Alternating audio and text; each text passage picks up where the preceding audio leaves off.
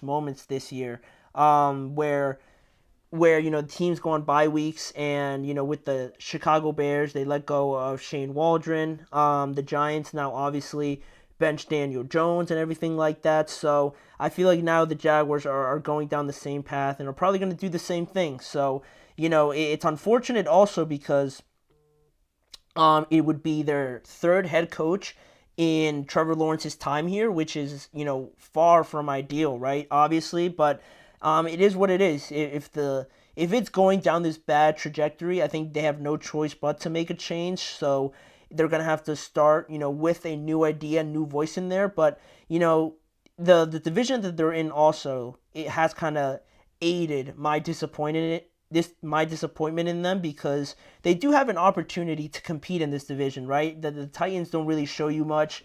The Colts, like we talked about before, are a little mediocre, a little hit or miss. So you look at the teams that you are competing with, like the Texans are by far and away the best team, but at least the Jaguars had an opportunity to be second, right? And they're last right now, I think, or tied for last. So it's not really worked out at all this year. So they've been one of the most disappointing teams in my opinion. But not as disappointing as number four. Number four, we got the Cleveland Browns. Another letdown. And before, the Deshaun Watson injury, and it's unfortunate that he got injured, right? But he hasn't been playing well, and it's been, I think, 3 years now since he got that contract, and he's really not lived up to it whatsoever. And this year, with how bad things got, and the injury now on top of it all, you were forced to trade away, Cedarius Smith. You traded away Amari Cooper, and you're kind of, selling at this point, right? And it doesn't make up for a competing team. And then you look at last year with Joe Flacco and how you made the playoffs. You got good production from Joe Flacco, and unfortunately they got destroyed by the Texans, right? But they didn't bring Flacco back. They bet on Deshaun Watson again, right? Obviously, right? Because they paid him that much money, and it still hasn't worked out. So they're in a weird spot right now where, you look at the defense last night and how well they played. They have a capable side of the ball that's able to, to win games, close out teams, and things like that, right? Their defense is very impressive, but the offense has failed to live up to what we thought it would be. Obviously, having Nick Chubb come back from that injury is not ideal, but things have really turned for the worst pretty early for the Browns at that. So they've been even more disappointing than the Jaguars. But at number three, I had to include them in here, right? The Dallas Cowboys. I felt like they were going to take a step back, but the way that they've just face planted and haven't been able to get up has even been surprising for me. Maybe they weren't going to go far in the playoffs or anything like that, but 3-7 is not where I thought they would be at this point in the year. With the talent that they have, they have great players, right? You can't really say they don't have anybody at all, right? With Micah, CeeDee, and Dak. I thought they'd be somewhere around the range like the 49ers, where the Rams, where the Cardinals are right now in terms of record.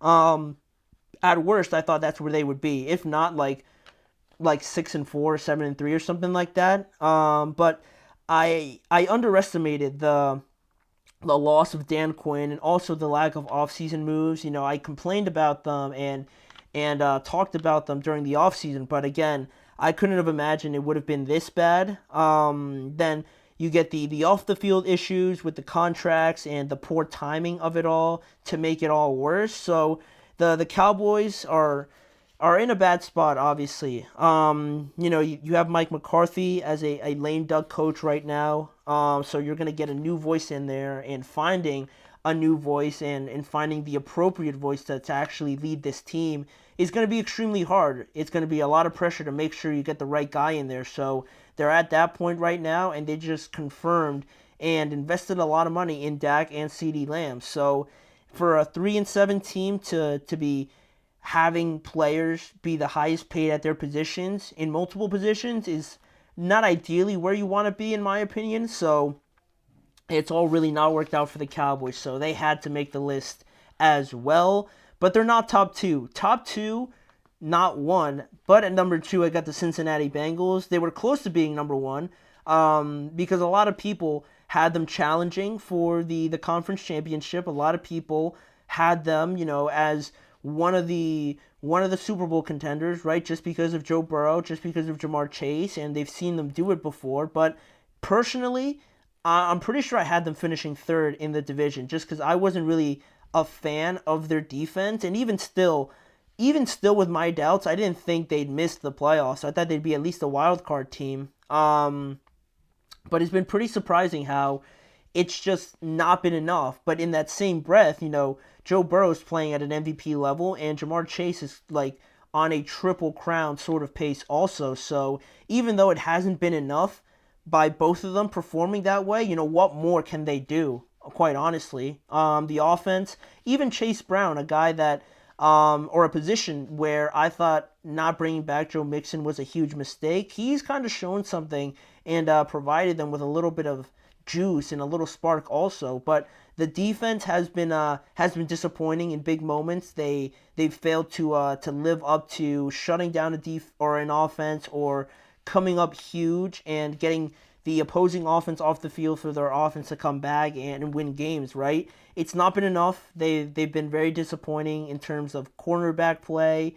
The offensive line hasn't been great also. So despite the seasons that Joe and Jamar have been having, it adds more disappointment to me, right? Because they're having arguably their best seasons, and the instead of the Bengals, taking advantage of it and making the playoffs, they took for granted how having players like this is a huge thing, a must-have for any Super Bowl contender, right? But also, they took for granted how you actually got to put a lot of investment in the rest of the team, and I thought they failed to do that over the offseason. So that, combined with wasting a season like this from Joe and Jamar, it has them as the second most disappointing team in the NFL this year. But they're not number one. Number one, I obviously had to put the Jets. How I would describe the Jets: frenetic, panicked, lack of structure, lack of discipline,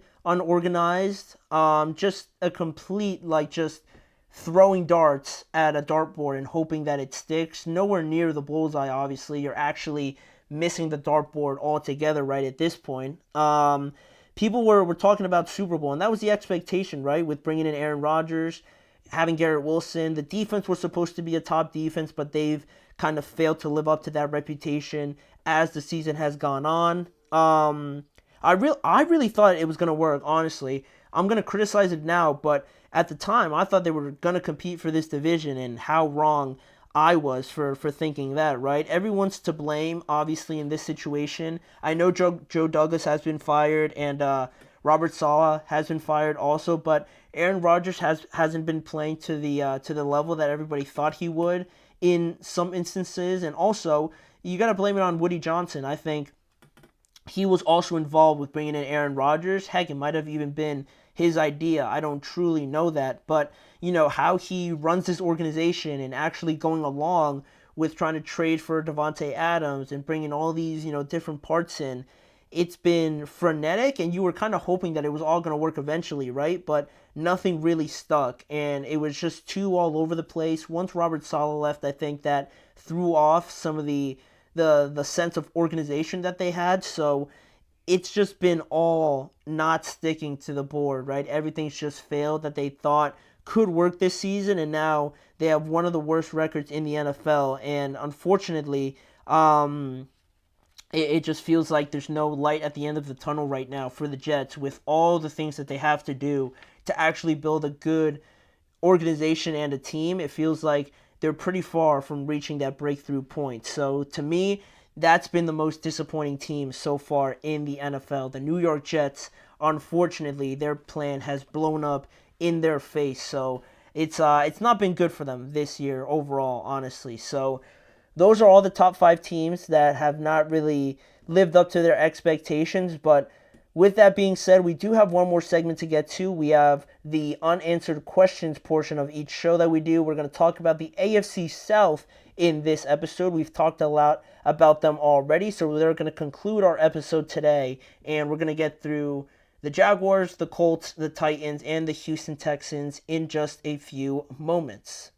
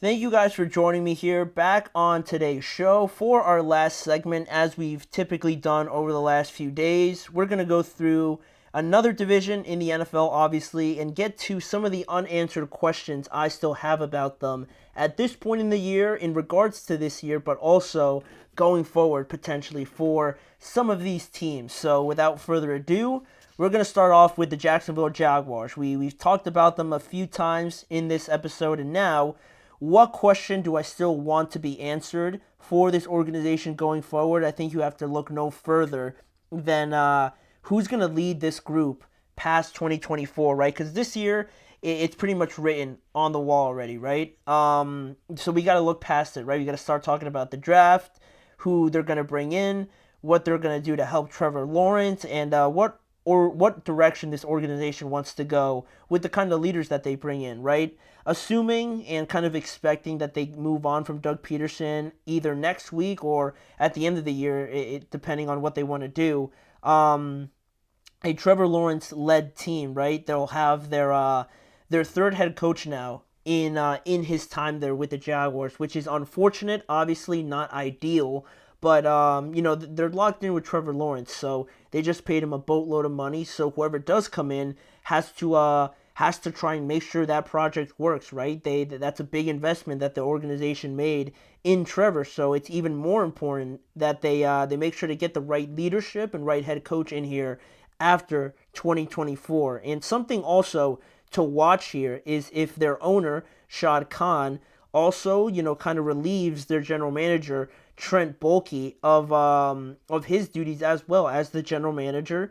What's been a disastrous year, being at 2-9 right now, and I mean to say that he's not brought in anybody or anything like that, I think would be a little harsh. But it's usually things that go on, right? If you're gonna get rid of the head coach, you don't want to have a situation where they don't really connect with the general manager that's already there. So being at 2-9, no one's going to bat an eye or be outraged that they also fired Trent Baalke. So I'd be interested to see if their owner does decide to also get rid of the general manager. But also on their owner, right? Shad Khan, he talked highly of this team before the season, but I think he also has to do a better job of trying to improve from his, search and trying to find the right guys, because it clearly hasn't worked right, obviously, with Urban Meyer. We don't have to really talk about him. But Doug Peterson looked good at the time, but really still, it hasn't worked out at all after the collapse, and now you have this year.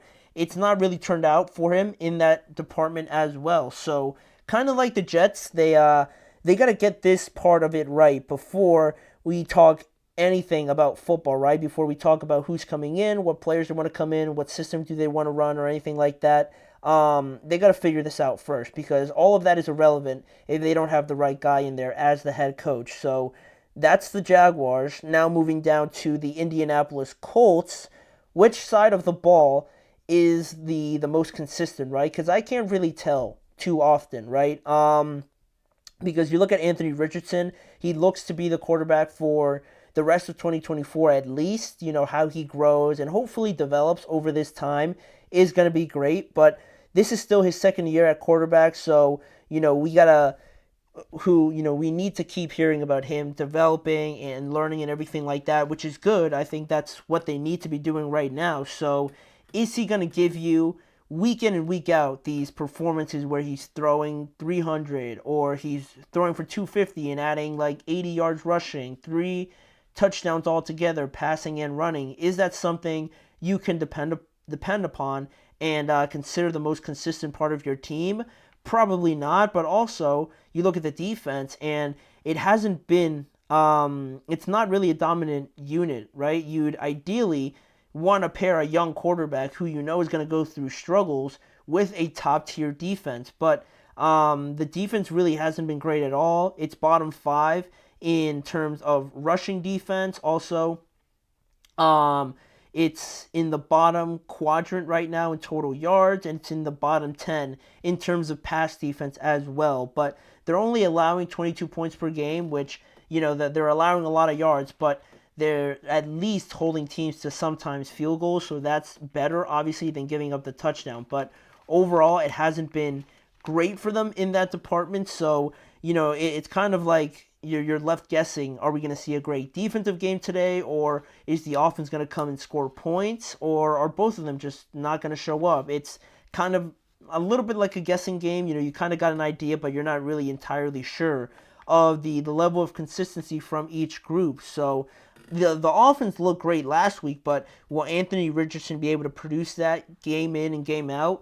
I'm not so sure. So that's really something I want to figure out. What side of the ball is going to be more consistent and what they're really built upon. Are they built upon a great offense, or are they built upon a foundational great defense, right? I think that's something that they gotta clear up a little bit going forward. Then the next team we have on here is the Tennessee Titans, and another pretty simple question that's still without an answer, obviously, is Will Levis the quarterback for the future, and specifically for Brian Callahan? Because I always think it's a little bit weird when you bring in a new head coach and you try and pair him up with a quarterback that's already there. Sometimes it doesn't really work out, and at that point you try and look for another quarterback. So do you move on already from Will Levis, kind of like we talked about with the Jaguars, right? But the difference clearly is that the Jaguars are not moving on from Trevor Lawrence, right? They just paid him a ton of money, so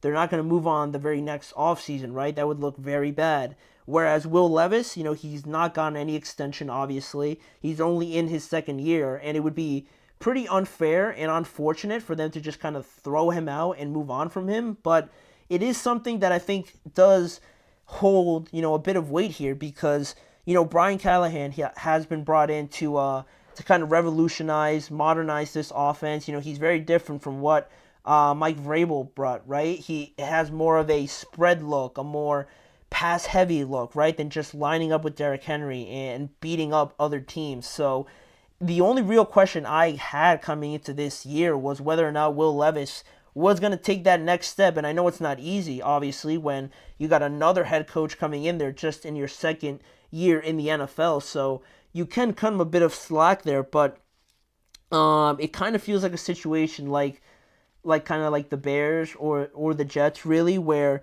they don't do really well with young quarterbacks, and it feels like they don't do enough to kind of help them out, and they kind of give up on them a little too quickly, and it kind of gives me that feeling right now with the Titans, unfortunately. And we've seen the interactions that Callahan and Will Levis have had during this season on the sidelines. It's probably not something too serious, obviously, right now, but in the moment, to react like that, it's not something that ideally, the head coach wants to do. So I wonder, are they going to move on from Will Levis? They have an opportunity to do it this year because of their record and how badly they're playing. So that'll be interesting to see how they operate in the offseason, whether they are gearing up for getting another quarterback, or they're going to give it one more chance with Will Levis. So that's the Tennessee Titans. And lastly here, we got the Houston Texans. Nothing too big, but how do we address the pass protection overall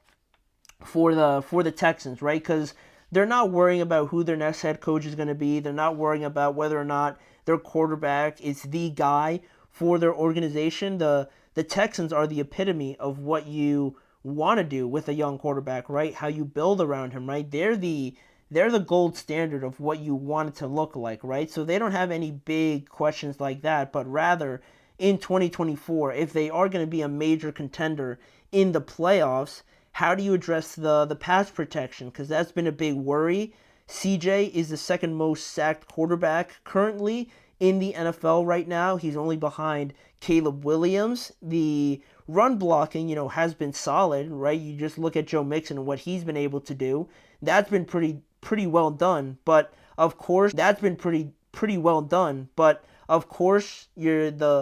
been missing Nico Collins, which makes it worse. So that's obviously a solution of how it's going to improve, right? If Nico's out there, the confidence with him and CJ is going to be better. The relationship is already there, so hopefully he can get the ball to him a lot quicker, and he could just get open quicker for CJ Stroud. But there's not going to be any O-line changes or anything, right? No one's going to come in off the streets and be plugged into this offense, and then all of a sudden they're going to be top 5 or top 10 in pass protection. So that's not going to happen. But I think the best thing they could do right now, and I kind of talked about it with kind of giving Joe Mixon the ball more or becoming more of a run-oriented team, I'm kind of going to step back from that, reel it back in, and say that really they just got to be more, they got to make the third downs a bit more manageable. And what I mean by that is also using Joe Mixon a little bit more, but to kind of set you up for 3rd and 4, 3rd and 3, or ideally like 3rd and 1 or 3rd and 2, right? Win a lot on 1st and 2nd downs, quite honestly, right? That's where the running game comes in. If you can be very efficient with that part of the offense, right, it's going to set you up very nicely for 3rd and 3s, 3rd and 2s, and things like that. So winning mainly on 1st and 2nd downs with the running game and just overall getting the ball out of CJ's hands quicker, not having so many deep developing routes, having like screens and quick reads, RPOs and things like that, I think is also going to help. But really the main thing for me is winning on 1st and 2nd down and also getting your receivers a bit more involved, right? John Mechie's looking good. Tank Dell is looking a lot better from how he started the year, and Nico's back now, so that should also help out. But really, how do they try and protect Caleb Williams? Because he can't be the 2nd highest sacked quarterback and you still think that you're going to go far in the playoffs. That's just not going to happen. So the quicker they figure that out in any way they want to is going to be even better for this team. But that is everyone in the AFC South division. Those are still the questions I have for all of them in 2024 and looking forward. But for right now, that's going to do it for today's show. That's going to do it for the week. Thank you guys for joining me on today's show. Please remember to like, follow, and subscribe to the Chip Shot Football Podcast, as well as following the network on all forms of social media. And if you want to see more of the Chip Shot Football Podcast, you can check out both YouTube channels, the GSMC Podcast and the GSMC Sports Network channels on YouTube. And join me every weekday. I'm on here live every weekday to talk more about the NFL, the coverage, the predictions, the debates, all the breaking news and everything like that every weekday at 6:30 p.m. Eastern Time with me, your host, Manny Maradiaga. Thank you guys for watching today. Enjoy the weekend, go watch the games, and return to me back here on Monday where we're going to recap it all to start a whole nother week next week on Monday.